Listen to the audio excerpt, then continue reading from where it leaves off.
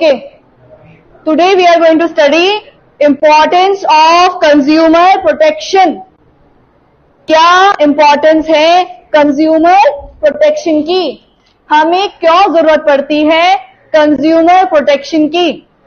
क्योंकि सबसे पहला है consumer की ignorance. Consumer क्या करते हैं? Ignore करते हैं. Ignorance का मतलब क्या है? Ignore. Majority of consumers are not aware of their rights and relief. क्योंकि हमें पता ही नहीं है, हमने इग्नोर कर दिया, हमें उस चीज की जानकारी ही नहीं है. Majority of the consumers are not aware of their rights and relief available to them, as a result of which they are exploited. In order to save consumers from exploitation, consumer protection is needed. अब क्या होता है, हमें हमारी rights के बारे में नहीं पता. हम क्या करते हैं, हम कैसे बचते हैं, हमें नॉलेज ही नहीं है उस चीज की. जैसे कि मैंने आपको बताया कि कोई भी चीज है, अब मैंने कल आपको एग्जांपल रेफ्रिजरेटर फ्रिज का दिया था कि उस पर्सन ने फ्रिज खरीदा और बेचा. अब वो जब घर लाता है तो उसको इलेक्ट्रिक शॉक लग रहा है.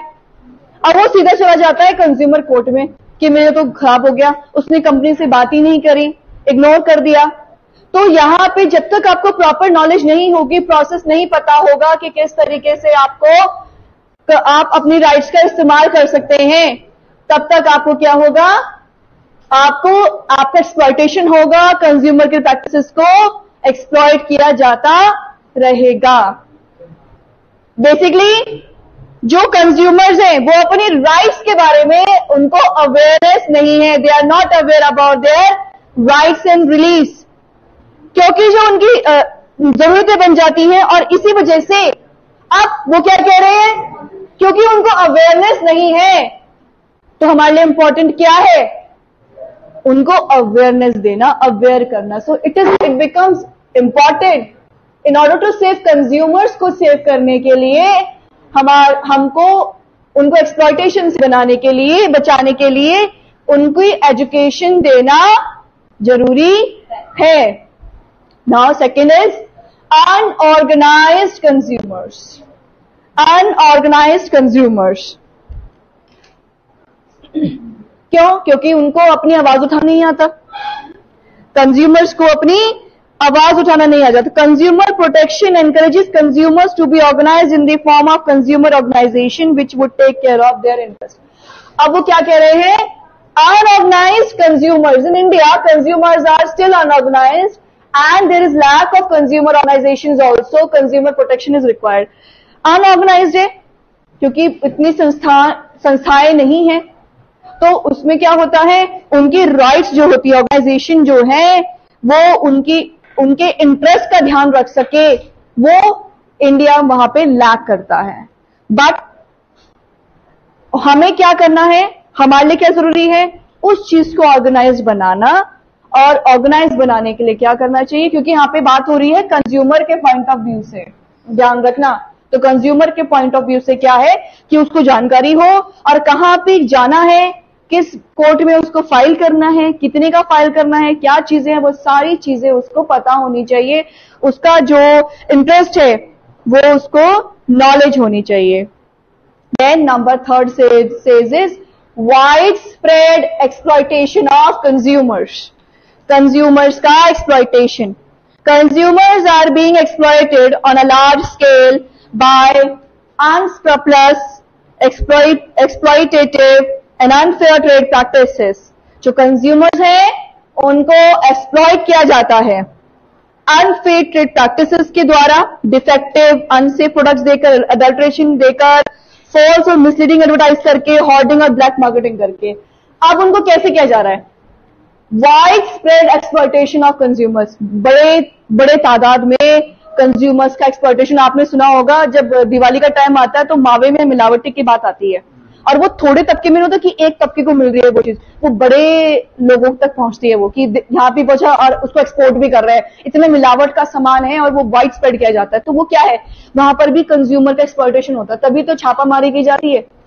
जो संस्था है वो क्या करती है, छापामारी करते हैं। क्यों? क्योंकि वो इतने बड़े स्केल में इतना धांधली कर रहे हैं, दूध में मिलावट कर रहे हैं। अब वो चीज तो हमें खानी है, वो कितना हमारे लिए सेहत को नुकसान करेगा, तो वो क्या है, वो बहुत बड़े चीज में है।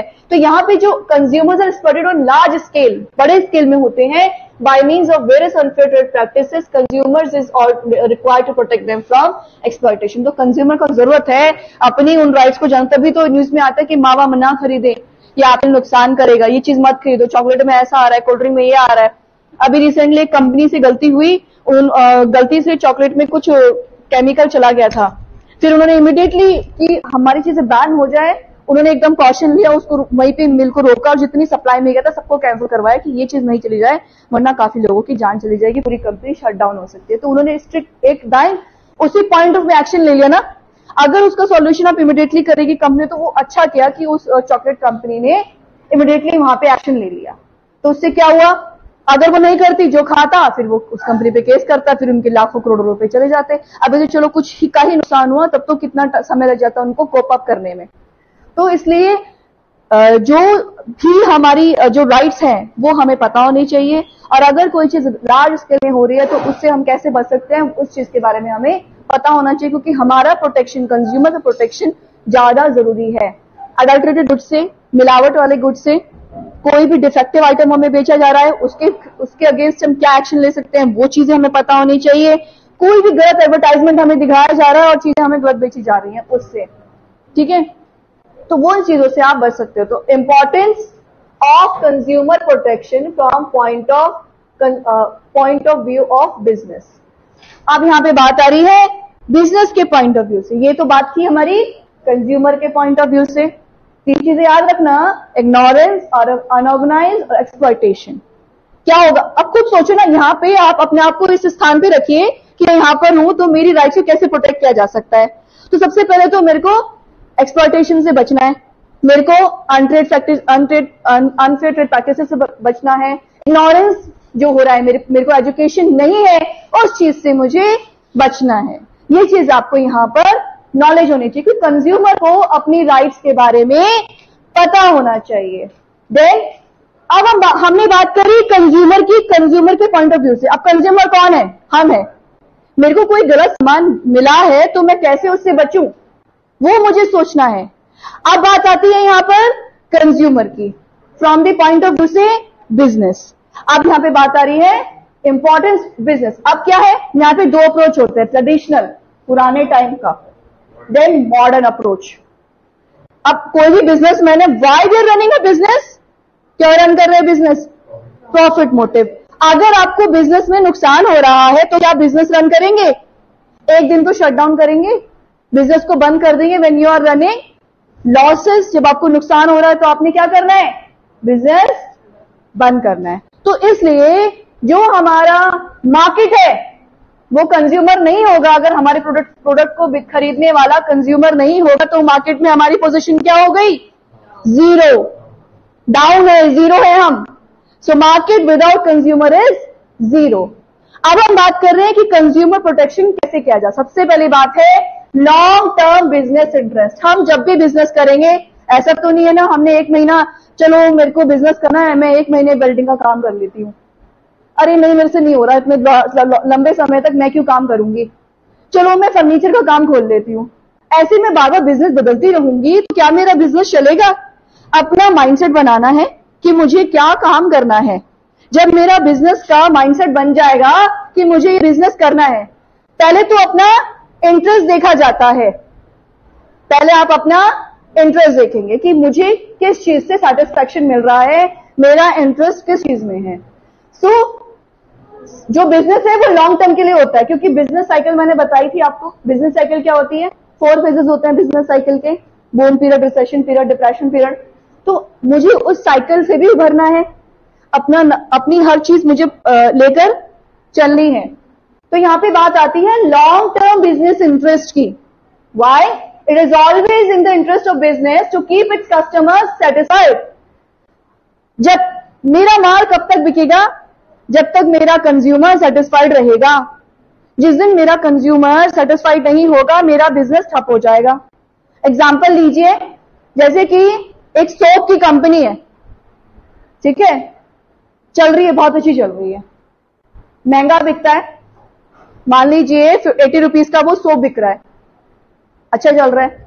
लेकिन वही दूसरी कंपनी आ गई, उसने सस्ता सोप निकाल दिया, अच्छा बिक रहा है, अच्छी क्वालिटी, अच्छा बिक रहा है, तो कंज्यूमर का क्या हो गया, इंटरेस्ट चेंज हो गया। तो आपको इंटरेस्ट चेंज करने के लिए क्या होगा, वहां पे फिर अपनी थोड़ी पॉलिसीज, टैक्स चेंज करने पड़ेंगे, लेकिन आपको कंज्यूमर का अपने ऊपर इंटरेस्ट बनाकर रखना है। कभी आपने देखा होगा शैम्पूज के पाउचेज आए, ट्रेसेमे का कभी पाउच सुना था आपने? कंपनी लेकर आई क्योंकि बिके माल। Why you are running business? क्यों? क्योंकि हमें प्रॉफिट कमाना है, कंज्यूमर का इंटरेस्ट बना के रखना है। इंटरेस्ट बना के रखने का मतलब है कंज्यूमर से हमें अपना माल, कंज्यूमर आए और मेरा माल खरीदे, मुझे ऐसा अपना प्रोडक्ट को बनाना है। मैं गलत चीज बनाऊंगा तो कंज्यूमर मेरा प्रोडक्ट नहीं खरीदेगा। मुझे सही चीज बतानी है और मार्केट में बेचनी है ताकि कंज्यूमर आए और मेरा प्रोडक्ट खरीदे। सो global competition could be won after satisfying consumers. Satisfied customers led to repeat sales and help in increasing customer base of business. अब क्या है, अब क्या खाली आपको मार्केट में एक ही सोप दिखता है? हर तरीके 100 तरीके के आप सोप के नाम गिना दोगे मुझे, मैम ये वाली कंपनी भी, मैम ये वाली कंपनी में डव भी है, मैम डेटॉल भी है, मैम सेवलॉन भी है, मैम ये भी है, ऐसी बहुत सारी कंपनी है। तो ये जो कंपटीशन है ये ग्लोबल है। मतलब अब मान लो एक कंपनी देहरादून में, एक जयपुर में है, एक वहां है, तो ग्लोबली है, पूरे देश में चल रही है। तो यहाँ पे क्या है, अब आपको अपने कस्टमर का सेटिस्फैक्शन विन करना है ग्लोबली, पूरी कंट्री में। पहले तो आप अपनी कंट्री की बात करोगे, अपने राज्य की बात करोगे, ग्लोबली विन करना है। तो मुझे अच्छी चीज बेचनी है, मुझे खराब चीज नहीं बेचनी है ना। एथिक्स होने चाहिए बिजनेस में, प्रॉपर तमीज से, बेसिकली कहना कि तमीज से सामान को बनाना और उसको बेचना, ताकि मेरा कस्टमर सेटिस्फाई हो सके और मेरे सामान को बार बार खरीदने आए, है ना। आप शैम्पू क्या हर महीने बदलते हैं, सोप क्या हर महीने बदलते हैं, है ना। आप यूज करेंगे, वरना कोई चेंज करते हो तो आपका हेयर फॉल होने लग जाता है, जैसे आजकल का वेदर है ना। तो आप एक ही चीज पर टिके हो ना, क्यों? क्योंकि आपको उस कंपनी पर क्या है, आपको सेटिस्फैक्शन है, हाँ ये कंपनी मुझे सही माल बेच रही है। जैसे आप मिठाई वाले की दुकान पे जाते हैं या किसी रेस्टोरेंट में जाते हैं कुछ खाने के लिए, तो आपको सेटिस्फाइड होता है ना, हाँ ये सही ताजा माल मुझे खिला रहा है। अगर गलत चीज होगी तो आप उस पर बोल सकते हो नहीं ये खराब है, मुझे दूसरा ला कर दो, ये चीज होती है ना। तो आप क्यों कर रहे हो? क्योंकि आपको सेटिस्फैक्शन है उस चीज पर। तो अपना कंज्यूमर का सेटिस्फैक्शन होने के लिए आपको पूरा उस कंपनी पर, उस प्रोडक्ट पर पूरा विश्वास होता है कि मुझे सही चीज बेची जा रही है। Then moral justification, moral justification is necessary. It is the moral duty of any business to take care of consumer interest. ये ड्यूटी है हर बिजनेसमैन की जो काम कर रहा है कि कंज्यूमर का इंटरेस्ट खराब नहीं हो रहा है, and avoid any form of their exploitation and unfair trade practices. और अवॉइड करना कोई भी ट्रेड प्रैक्टिसेस हो, एक्सप्लॉइटेशन हो रहा है किसी गुड्स का, कोई डिफेक्टिव चीज है, कोई अडल्टरेटेड गुड्स है, कोई मिसलीडिंग है, किसी चीज की होर्डिंग ना हो रही है, ब्लैक मार्केटिंग नहीं हो रही है, कालाबाजारी तो नहीं है, गलत चीज तो नहीं बेच रहे हैं। माल मतलब क्या हो रहा है, कंपनी को देखना है कि मेरी चीज सामान चेंज तो नहीं किया जा रहा है, गलत तो नहीं बिक रहा है, मेरे को मेरी कंपनी अच्छा माल बना रही है और दूसरा गलत माल डालकर मेरी कंपनी को बेच रहा है। तो हर चीज का ध्यान, मॉरल जस्टिफिकेशन उस कंपनी के अंदर होना चाहिए जो उस प्रोडक्ट को बेच रही है। कहने का मतलब सिंपल स्पष्ट वर्ड्स में समझ लीजिए कि हमें गलत सामान नहीं बेचना किसी भी रूप में, चाहे डिफेक्टिव दो, डिफेक्टिव ना देना, कोई खराब चीज ना देना, कोई मिलावटी चीज ना देना। अडल्ट्रेशन मतलब मिलावट करना, तो कोई भी ऐसी चीज, मिलावटी चीज ना देना जिससे मेरे कंज्यूमर्स की लाइफ को हार्म हो। मैं ऐसा कोई प्रोडक्ट नहीं बेच सकती हूं जिससे मेरी कंपनी को नुकसान हो, मेरा बिजनेस शट डाउन हो। I can not sell any of such products, ठीक है। अब then third point is business uses resources of society. Business क्या यूज कर रही है? सोसाइटी के रिसोर्सेज को यूज कर रही है ना। Every business uses the resources of society and thus it is responsible to work in the interest of the society. हम कोई भी सामान, कोई भी चीज ले रहे हैं, कहां से आ रहे हैं हमारे पास? मटेरियल आ रहा है, मैन आ रहा है, मैन पावर आ रहा है, तो जो लोग हमारे पास लेबर काम कर रही है वो कहाँ की है?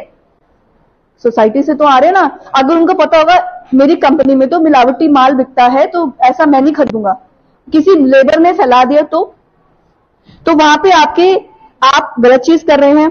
तो रिस्पॉन्सिबिलिटी होती है हर बिजनेस की, बेटर फैसिलिटी देना कंज्यूमर्स को, बेटर फैसिलिटी देना किसी भी तरीके से सोसाइटी, यहां पे रहने वाले लोगों का नुकसान ना करना। मेरा बिजनेस तभी रन कर पाएगा अगर मैं अच्छा बिजनेस करूंगा या करूंगी। शपथ लीजिए, जैसे आप पुलिस में जाते हैं ना, डॉक्टर बनते हैं तो शपथ लेते हैं ना कि मैं अपनी निष्ठा के साथ काम करूंगा या करूंगी। तो उसी तरीके से कंज्यूमर जब आप बिजनेस रन करें तो आप इस निष्ठा से बिजनेस रन कीजिए कि आपने सोसाइटी के एथिकली काम करना है, सोसाइटी के इंटरेस्ट को हार्म नहीं करना है। बस ये दिमाग में लगाइए आप कि गलत चीज नहीं बनानी है, मुझे बेचनी है। जब हम कंज्यूमर पॉइंट ऑफ व्यू की बात कर रहे हैं तो मुझे सोचना है, मेरा कंज्यूमर को सोचना है मेरा कैसे भला होगा। जब आप बिजनेस पॉइंट ऑफ व्यू की बात कर रहे हैं तो आपको ये सोचना मैं कोई प्रोडक्ट बना रहा हूं तो मैं कंज्यूमर को कैसे भला कर सकता हूं। अल्टीमेटली किसका भला करना है? कंज्यूमर का। Now social responsibility. A business has social responsibility towards various groups like owners, workers, government, customers. Business की सोशल रिस्पॉन्सिबिलिटी होती है सभी के प्रति। सरकार अगर कोई रूल्स एंड रेगुलेशन बना रही है ना, सरकार ने कह दिया 18% टैक्स देना है तो आपको पे करना पड़ेगा। सरकार ने कह दिया इस रूट पे आप ये माल नहीं भेजोगे तो आप नहीं सेंड कर सकते हो, है ना। तो आपको जो रिस्पॉन्सिबिलिटी है as a owner, as a worker, ये सब चीजें आपको यहाँ पे जो ग्रुप्स हैं, जो रिस्पॉन्सिबिलिटी है वो पूरी की जाती है। तो customer should be provided qualitative goods at reasonable price. सही दाम में अच्छा प्रोडक्ट मिले। सही दाम में, क्वालिटेटिव मतलब अच्छी क्वालिटी हो और अच्छा दाम हो। अब ऐसा तो नहीं है ना 100 रुपए में चीज बन रही है और अपना प्रॉफिट आपने 100 रुपए 200 रुपए जोड़ लिया है, ऐसा नहीं होना चाहिए। क्वालिटी अच्छी है माना, लेकिन अननेसेसरली उसमें प्रॉफिट ज्यादा नहीं होना चाहिए। रीजनेबल प्राइस होना चाहिए उन चीजों का जो कस्टमर तक पहुंचे। अब जैसे नमक है, ये क्या है? एक इंफीरियर गुड है ना। तो अगर आपको अगर नमक का दाम आज कितना 20 रुपीज है, 21, 22 रुपीज ऐसे बिक रहा है, तो अगर इसका 100 रुपए हो जाएगा तो आपको दिक्कत होगी, है ना। तो यहाँ पे क्या होगा, हमें वही चीज करनी है। हर जगह जहां से भी आप खरीद लो सॉल्ट आपको उतने ही रेट का मिलेगा, चाहे आप दिल्ली में बाकी खरीद लो या देहरादून में खरीद रहे हो, रेट तो उतना ही मिलेगा आपको। Similarly government intervention. अब बिजनेस में क्या होता है? गवर्नमेंट का इंटरवेंशन भी होता है। सरकार भी क्या करती है? अपना जो आपके कस्टमर्स का इंटरेस्ट है, कभी भी उसका एक्सप्लॉयटेशन नहीं होने देगी। So if a business engages in any form of unfair trade practices, then government take action against it, which adversely affects its goodwill. अगर कोई भी चीज गलत बिकेगी तो कस्टमर के जहां पे हित का नुकसान होगा, गवर्नमेंट क्या करेगी? उस चीज को बैन कर देगी। गवर्नमेंट को पूरा हक है, गलत चीज बिक रही है तो वो उस चीज को बंद कर सकती है, उस चीज का बेचना बंद कर सकती है। और अगर उस चीज को बिकना बंद हो जाएगा तो उसकी गुडविल खराब हो जाएगी। सबसे बड़ा एग्जांपल दीजिए इसका, कोई किसी को याद है तो? हाँ, वो भी था मैगी का, लेड आ गया था, मैगी बिकनी बंद तो कंपनी को कितना नुकसान हुआ। फिर उन्होंने कहा कि हम क्वालिटी से कॉम्प्रोमाइज नहीं करेंगे, अब वो अच्छी मैगी बेच रहे हैं, बट नुकसान हुआ ना। तो उससे क्या हुआ? कंपनी की पूरी गुडविल खराब हो जाती है। तो सिमिलरली हमें, तो गवर्नमेंट ने भी बैन कर दिया ना कि नहीं खरीदनी है, सारी जलाओ, सब बंद करो, सब वो कर दिया था। तो इसलिए अनफेयर ट्रेड प्रैक्टिस नहीं करना। कोई भी अगर हम करेंगे तो हमारी गुडविल पर फर्क पड़े। गुडविल क्या होती है? एक कंपनी का नाम जो उसने बनाया होता है। पार्ले को जानते हैं आप? कितना नाम है कंपनी का, है ना। ऐसी कोई भी जो कंपनी है, जो स्टील, नेशनल स्टील कॉर्पोरेशन है, वो स्टील्स बनाती है, अगर उनके स्टील्स में कोई हर बार खरीदो फिर जंग आ जाए, चीजें खराब होने लग जाए, हल्की क्वालिटी देने लग जाए, तो कौन खरीदेगा? कंपनी का नाम खराब होगा, क्वालिटी अच्छी नहीं है। सीमेंट है, हर कोई अपने घर एक ही बार बनाता है, अच्छा सीमेंट यूज करना चाहता है, अगर उसमें मिलावटें आएंगी तो कौन खरीदेगा? तो कंपनी अपनी क्वालिटी से अगर कॉम्प्रोमाइज करेगी तो उसके गुडविल पर फर्क पड़ेगा ही पड़ेगा, क्योंकि कस्टमर बेवकूफ नहीं है जो पैसे लगा रहा है और उसको पता ना चले। तो इसलिए बिजनेस को हमेशा ध्यान रखना है कि अपनी गुडविल बना के रखना है, गलत माल कस्टमर को नहीं बेचना है, उसकी क्वालिटी से बिल्कुल कॉम्प्रोमाइज नहीं करना है. So this is basically the thing which a customer should know. तो हमने आज दो चीजें पढ़ी हैं, from the importance of customers, from the consumer point of view और from the business point of view.